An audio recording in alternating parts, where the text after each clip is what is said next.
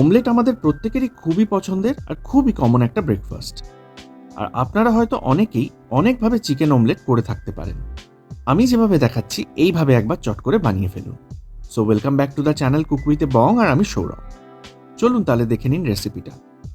প্রথমেই আমি এখানে নিয়ে নিয়েছি 3টে ডিম, আর আমি এক এক করে মিশিয়ে দিচ্ছি 1/4 টিস্পুন নুন, গোলমরিচের গুঁড়ো 1/4 টিস্পুন, আর শুকনো লঙ্কার গুঁড়ো 1/4 টিস্পুন। এরপর আমি দিয়ে দিচ্ছি 1.5 টেবিল স্পুন মতো খুব ফাইন করে কুচনো পেঁয়াজ, ফাইন করে কুচনো কাঁচা লঙ্কা দিয়ে দিচ্ছি 1/2 টিস্পুন, কুচনো ধনে পাতা 1 টিস্পুন, আর ছোট ছোট করে কুচনো ক্যাপসিকাম 1 টেবিল স্পুন। এবার এগুলোকে আমি খুব ভালো করে একটা ফর্ক বা হুইস্কারের সাহায্যে মিশিয়ে নেবো আর সরিয়ে রেখে দেবো।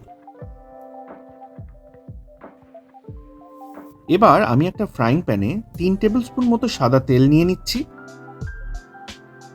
তেলটা ভালো মতো গরম হলে আমি এর মধ্যে দিয়ে দিচ্ছি 1 টিস্পুন মতো ফাইন করে কুচনো রসুন। রসুনটা 10 থেকে 15 সেকেন্ড মতো লো ফ্লেমে নাড়াচাড়া করে নিচ্ছি। লক্ষ্য রাখবেন রসুনটা যেন না পুড়ে যায়। কাঁচা রসুনের গন্ধটা চলে গিয়ে একটা সুন্দর হালকা ভাজা রসুনের গন্ধ বেরোতে শুরু করবে। আর এই সময় আমি দিয়ে দেবো বোনলেস চিকেন, খুব ছোট ছোট করে কাটা, এই 75 গ্রাম মতো। এই চিকেনের পরিমাণটা আপনারা আপনাদের মতো অল্প কমিয়ে বাড়িয়ে নেবেন, কোনো অসুবিধা নেই। লো টু মিডিয়াম ফ্লেমে চিকেনগুলোর রং চেঞ্জ হওয়া অবধি আমাদের এগুলোকে ভেজে নিতে হবে। অল্প করে নুন আর গোলমরিচের গুঁড়ো দিয়ে এই সময় আমি চিকেনগুলোকে সিজন করে নিচ্ছি।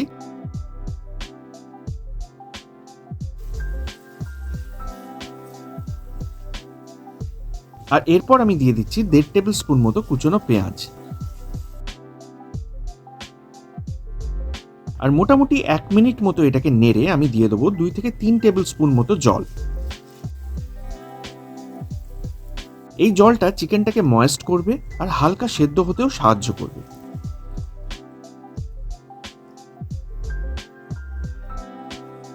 জলটা হালকা শুকিয়ে এলে আমি এর মধ্যে দিয়ে দেবো 1.5 টেবিল স্পুন মতো কুচনো টমেটো।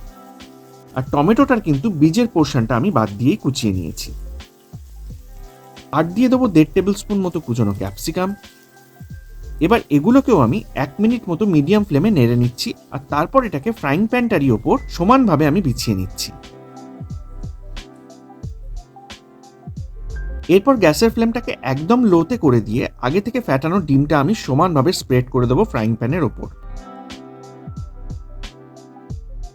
এই সময় কিন্তু আমাদের একদম লোয়েস্ট পসিবল ফ্লেমে সব থেকে ছোট বার্নারে এটাকে রাখতে হবে, আর 4 থেকে 5 মিনিটের জন্য এটাকে ঢাকা দিয়ে দিতে হবে। 4 থেকে 5 মিনিট পর এটা একদম রেডি হয়ে যাবে।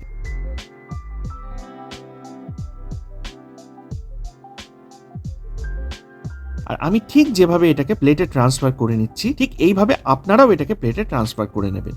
এটা একদমই চেষ্টা করবেন না কোনো কিছু দিয়ে তোলার, তাহলে কিন্তু অমলেটটা ভেঙে যাওয়ার একটা চান্স থাকবে।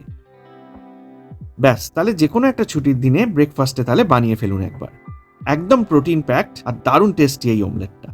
আমাকে অবশ্যই কমেন্টে জানাবেন কেমন হলো, আর রেসিপিটা ভালো লাগলে একটা লাইক কিন্তু আমি এক্সপেক্ট করবই। আর যারা এখনো চ্যানেলটা সাবস্ক্রাইব করেননি তাদের কাছে একটা রিকোয়েস্ট রইল চ্যানেলটা সাবস্ক্রাইব করে নেওয়ার জন্য। আবার নেক্সট আসছি দারুণ ইন্টারেস্টিং কোনো একটা রেসিপি নিয়ে।